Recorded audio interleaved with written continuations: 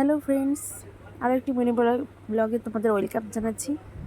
তো হঠাৎ করে রেডি হয়ে পড়েছি, তখন রাত বাজে 8টা।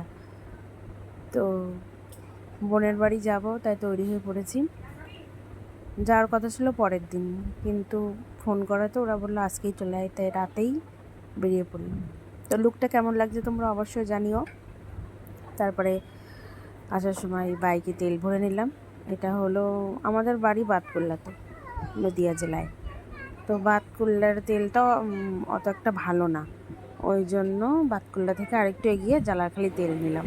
তারপরে জালারখালি থেকে একটা সুন্দর মিষ্টির দোকান থেকে মিষ্টি নিয়ে নিলাম। তো ক্ষীরকদম মিষ্টি নিয়েছিলাম, 20 পিস নেব। তো ক্ষীরকদম মিষ্টি ছিল 15 পিস, আর এই মিষ্টিগুলো ছিল 5 পিস।